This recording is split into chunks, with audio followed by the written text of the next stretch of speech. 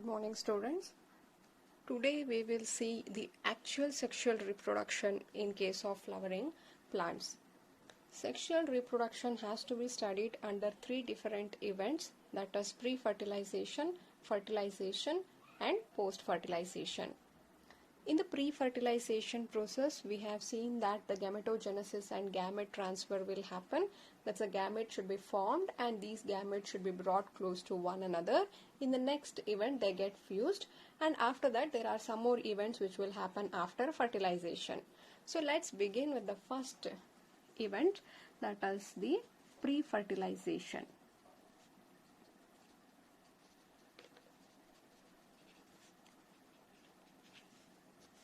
Before understanding the gametogenesis process, we should know where are these gametes present in case of the flower. There are two gametes, male and female gamete. We will see where are these gametes present in case of flower and how are these gametes formed. Clear?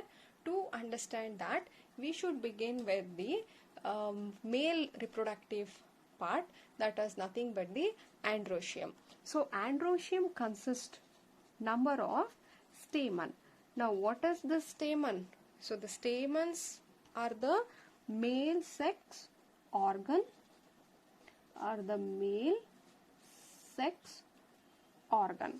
Each stamen consists of the lobed structure called anther and the stalk is called as filament. So this is the anther and the stalk, you call it as filament.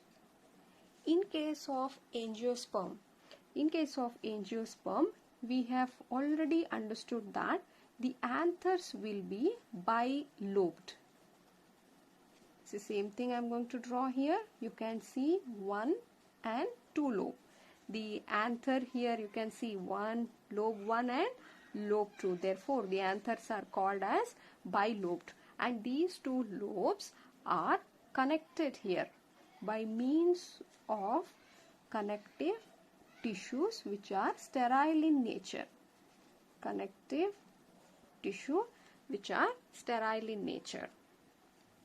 Now each lobe here, this lobe consists of two corners, 1 and 2. Again this lobe will have 3 and 4 corners. Clear? So each lobe is having two corners. Hence, this is also referred to as dithecus.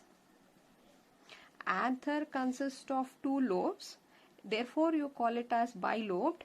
Each lobe is having two corners. You call it as dithecus. And totally now we have these 4 corners and you refer this as microsporangia. So totally how many we have? 4 microsporangia. I'll repeat, the stamen consists of the lobed structure called anther and the stalk called as filament.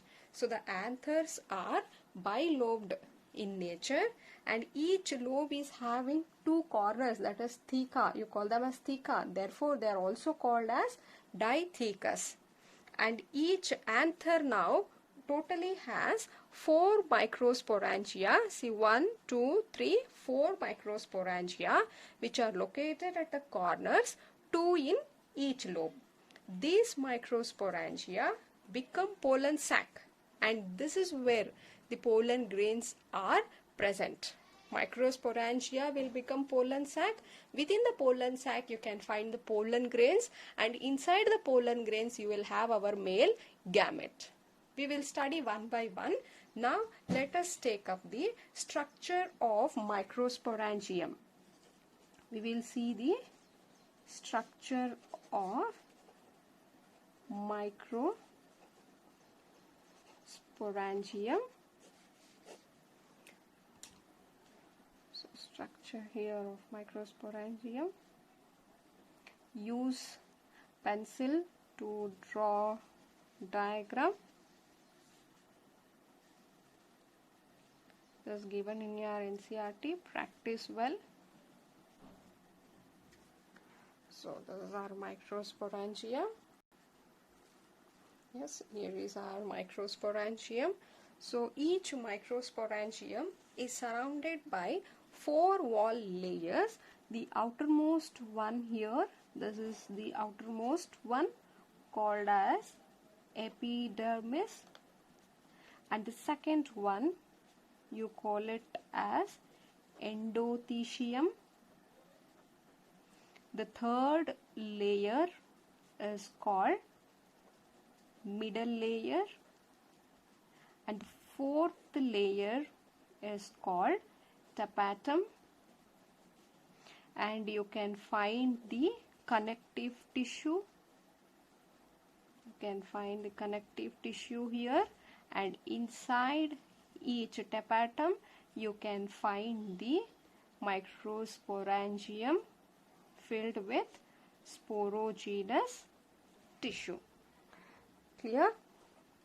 See here, you can find, if I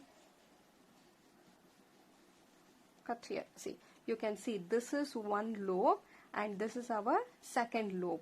This one and this one. These are the two lobes connected together by the connective tissue here.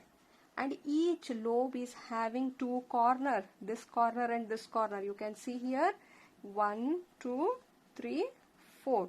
There are 4 microsporangium present. Yes. Now each microsporangium is surrounded by 4 layers. The outermost is called epidermis. Next to that is called endothecium. The middle layer, and the fourth you call it as tapetum. Inside the tapetum you can find the sporogenous tissue. The same diagram I am going to elaborate this portion here, because we have written lines here, but this is not the case. They are actually made up of cells. So here we will see, if this is one microsporangium I have taken, so the outermost is the epidermis, made up of single layer with the flat cells. See, this is the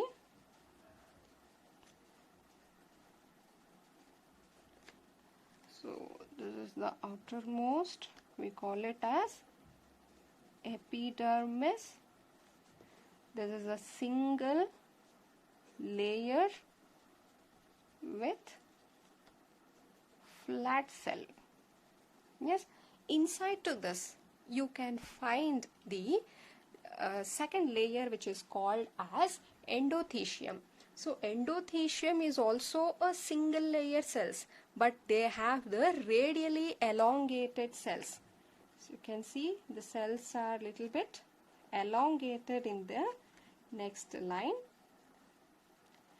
I'm going to use different color so that it is easy for you to differentiate. So the second one is called as endothecium. This is also a single layer cells, but they are radially elongated with callose thickening. These cells are thick compared to the epidermis due to the deposition. They have a callous thickening, and inside to this you can see the middle layer.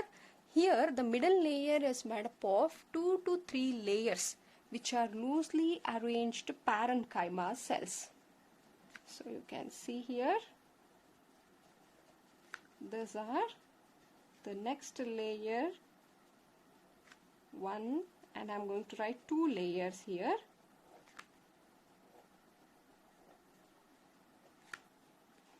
And this one is our third layer called middle layer. Here it is 2 to 3 layers, and they have loosely arranged parenchyma. Arranged parenchyma cells, and inside to this you have the pyramid shaped pyramid shaped cells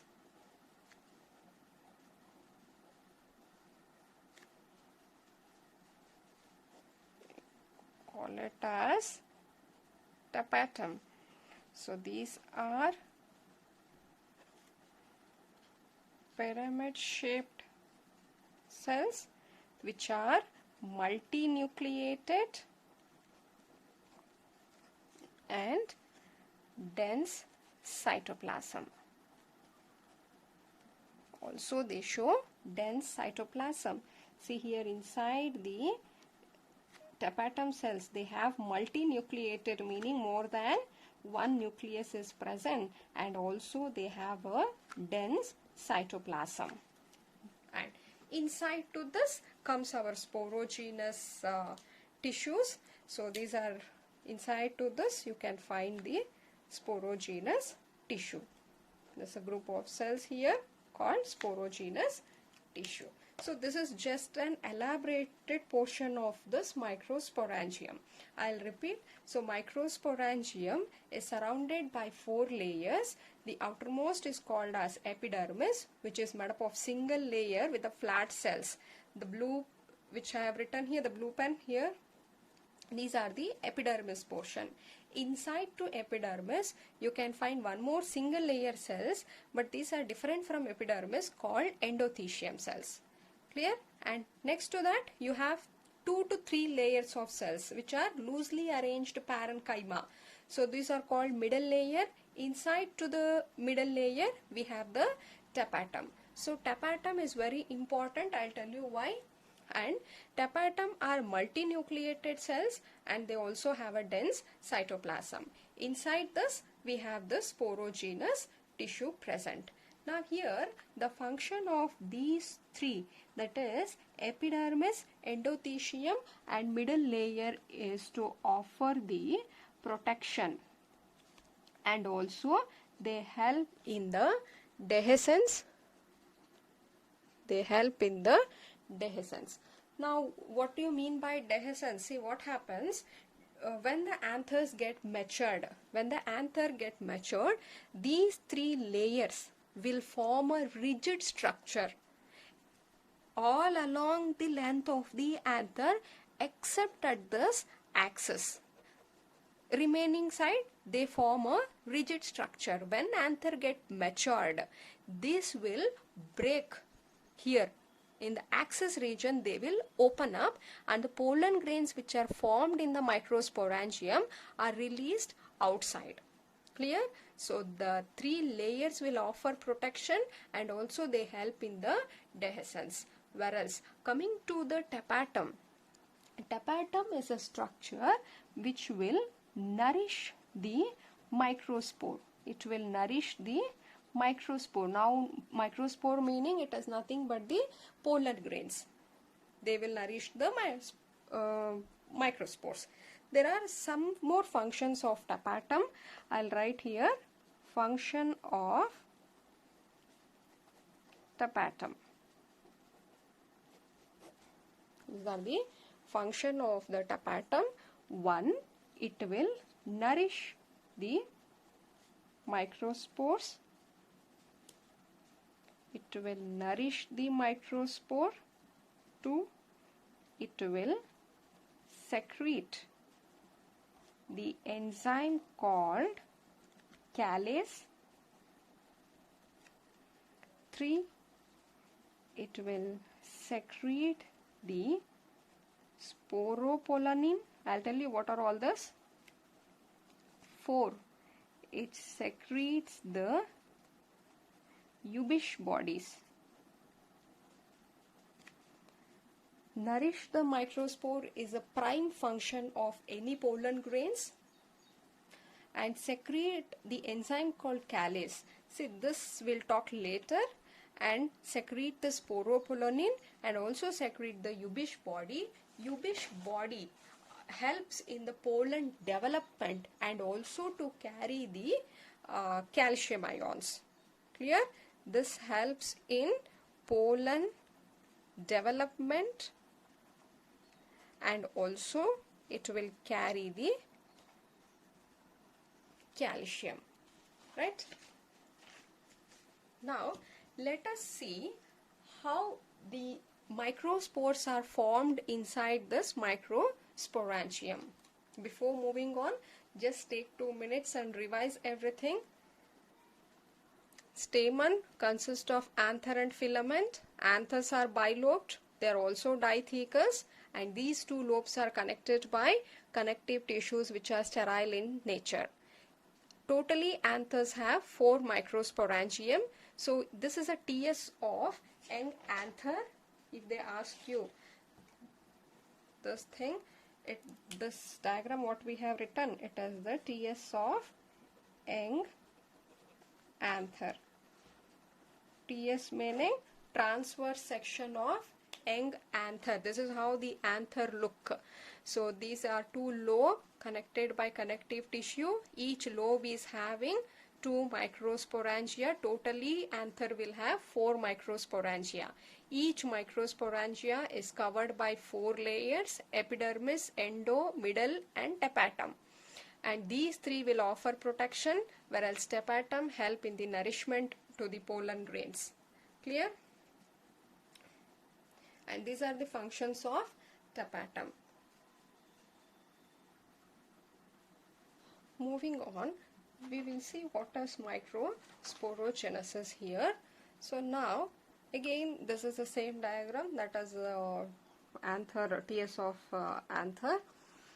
So we already know that these are the 3 layers, 1, 2 and 3 layers. We will also have the 4th layer called tapetum, and this is our 1 microsporangium, within which you can find some compactly arranged cells, very tightly arranged cells, and these cells are called what? The sporogenous tissues. During, or I can say when anther is still young, when anther is young, the sporogenous cells are arranged. Cells are compactly arranged or compactly arranged, right? When it is still in young condition, you can find, see here, these cells which are present inside are very tightly, compactly arranged. As anther grow,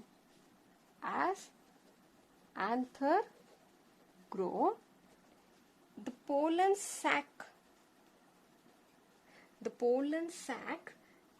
will also grow in bigger size. As the anther grow, the pollen sac will become big. See here, this one you can see here, as the anther grow, even the microsporangium will also increase in size. Can you see, this is bigger than this? So when the microsporangia size increases, the cells here are now free. Compared to this, here they were tightly arranged because due to shortage of the space. As they grow, the space will also get bigger and the cells inside will also become free. And now these cells are called as the pollen mother cell. As anther is young, the sporogenous cells are compactly arranged. As anther grow, pollen sac will become bigger and cells are free. Now what happens? These cells are called as pollen mother cell. These pollen mother cells here, see out here also, some of them will be converted into pollen mother cells and few cells can get degenerated and they can be absorbed by other cells. But this pollen mother cell will undergo meiotic division. They undergo meiotic division. See, when any cell undergo meiotic division, they result in 4 daughter cells, right? Now these are called as microspore tetrad. Since they are still attached to one another, they are called microspore tetrads. I'll repeat once again. When anther is still young, the microsporangia are small. Therefore, the cells inside them are very compactly arranged. As the anther grow, even the microsporangia will also become bigger in size. As a result, the cells present become free. Now these cells which got free will undergo meiotic division to form microspore tetrads. On maturation, what happens is the enzyme called cellase. Remember, I told you tapetum will secrete an enzyme called cellase. This cellase enzyme will dissolve the attachment which is present here. Between these cells, they've got attached due to this attachment. This cellase enzyme which are secreted from the tapetum will dissolve this attachment. As a result, the microspores get detached or free, and now you refer them as microspore. Now they are no more called tetrad because they are now free. And this is how the microspores were formed. So microsporogenesis meaning what? It is the formation of what? Formation of microspores from pollen mother cell through meiosis. Understood?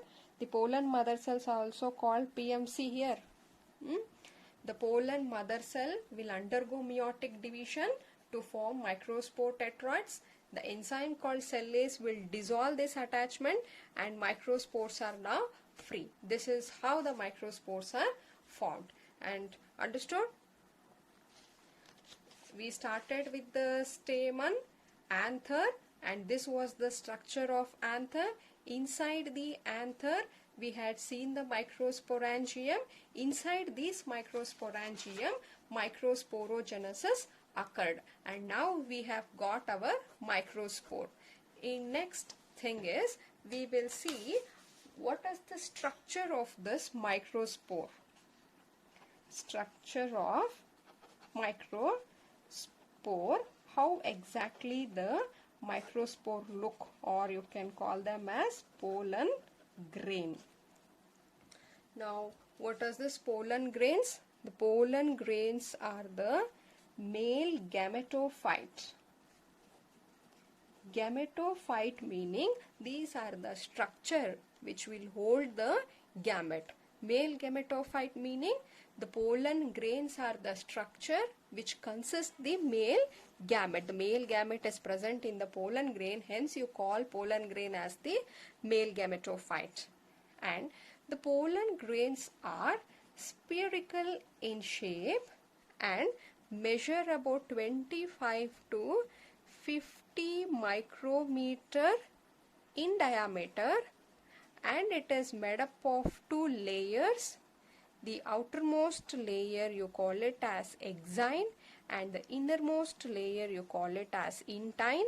Exine is made up of sporopollenin and intine is made up of a continuous layer made up of cellulose and pectin. We will see this diagram. Pollen grain diagram is also important for 5 marks.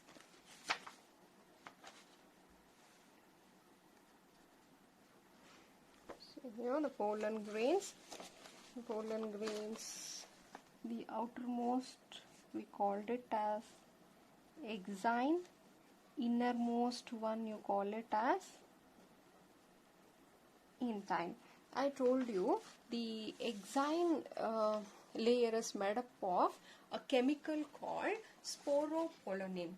The sporopollenin is one of the most resistant organic material known, and it is present to withstand high temperature and strong acid and alkaline. See, this gives the resistance from high temperature, strong acid and alkaline. See, pollen grains, even after releasing, they can stay for a very long period of time. How can they withstand such extreme fluctuating environmental condition is due to presence of this sporopollenin. So you can see here the exine layer is covered by a resistant chemical here. This is nothing but the exine layer made up of a chemical called sporopollenin. And the innermost lining is called intine, and this intine layer here you can see it is a continuous layer, and this is made up of cellulose and pectin. And sporopollenin here, one more point here, the sporopollenin is not completely covered in the exine region. There are certain regions where the sporopollenin is absent, and that region are called as germ pore. See here, entirely here you have the sporopollenin. In this region there is no sporopollenin, and this you call it as a germ pore. Again you have a sporopollenin, and again here if you see here there is absence of sporopollenin, and these regions are also called as germ pore. So totally I have written 3 germ pore. In case of dicot pollens, usually 2 to 3 germ pores will be present. And coming to inside here, the pollen grains has 2 cells. The 2 cells, see, I'll write you how these are formed. This is the microspores. Is it visible? This is a microspore formed by microsporogenesis. This is the microspores. First thing is, microspore will undergo mitosis. If it undergo mitosis, that is, first thing they undergo karyokinesis. Karyokinesis meaning what? Only the nucleus will divide. As a result, you can find here 2 nucleuses present. What is this? Only karyokinesis will occur. Microspore will undergo karyokinesis, that is, nucleus will divide into 2, and later on the cytokinesis will occur. But the cytokinesis, division of cytoplasm, is unequal. As a result, you can find 2 cells which are of unequal size. One is a smaller and another one is bigger one. And this bigger one, we call it as vegetative cell, and this one you call it as generative cell. Clear? Microspore on mitosis, that is karyokinesis and cytokinesis, it will lead to unequal cells. One you call it as vegetative, the bigger one you call it as vegetative, the smaller one is called as the generative. And later on, this vegetative cells will form pollen tube. And this generative will divide further to form 2 male gametes. We'll study this all in detail further also. Understand the structure here. The bigger one you call it as vegetative cell, and the smaller one here is called as generative cell. Yes. Pollen grain, exine and intine. Exine made up of sporopollenin. This is a organic, resistant organic material to withstand high temperature, strong acids and alkaline. Intine is made up of cellulose and pectin. In some of the region, in the exine portion, the sporopollenin is absent, and those are referred to as the germ pore. Clear? And inside this, microspores will divide to form 2 unequal cells. One you call it as a vegetative cell, and another one you call it as a generative cell. Vegetative cells will help in forming pollen tube. Generative cells will divide to form 2 male gametes. And now at this condition we can find only 2 cells, vegetative and generative. Therefore you call it as 2-celled stage. 2-celled stage. On maturation what happens? Now it is only 2, right? we have one vegetative and one more is called generative. On maturation, the vegetative will remain as such and they form pollen tube, but the generative will further divide to form two male gamete. Now you can see this is vegetative and these two are the two male gamete. Now here totally how many cells we have? 1, 2, 3. Therefore this stage you call it as 3-celled stage. If it is in this stage, you call it as 2-celled stage.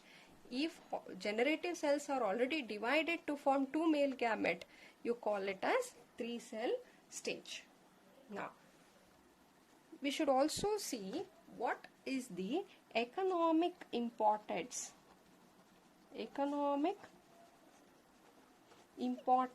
of pollen grain.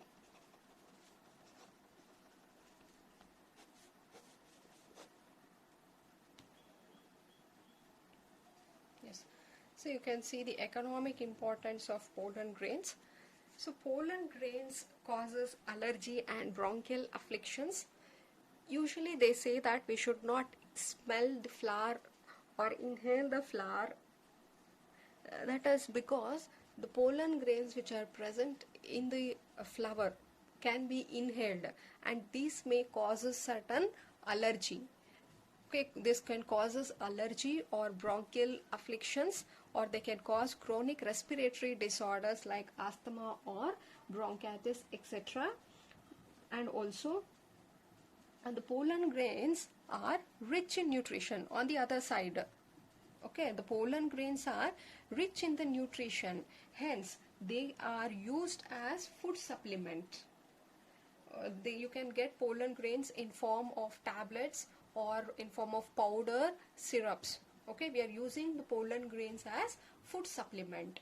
And apart from that, it increases the performance in case of athletics and also given for race horses to increase its performance. Clear? So these are all economic importance of pollen grains. Apart from this, see, when pollen grain after shedding, that is once they are released out from the flower, how long they survive? The viability of them depend upon the temperature and humidity present in the environment.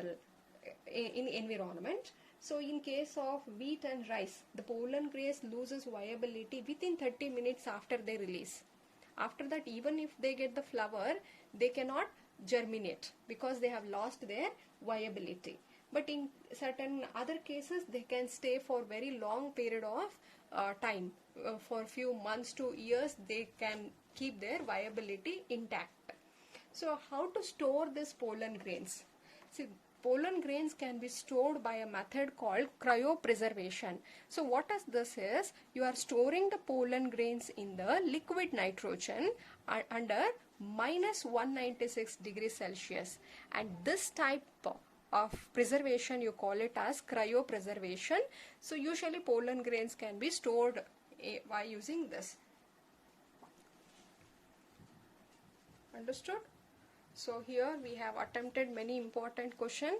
One, they can ask you for the structure of microsporangium, that's a TS of young anther. Practice the diagram and also the points given, not this one. Just you write what are all these things, what is a function of the layers and all. And the second important question is what is microsporogenesis is second important question. And the third important question is they can ask you for the diagram of pollen grain along with the explanation as well.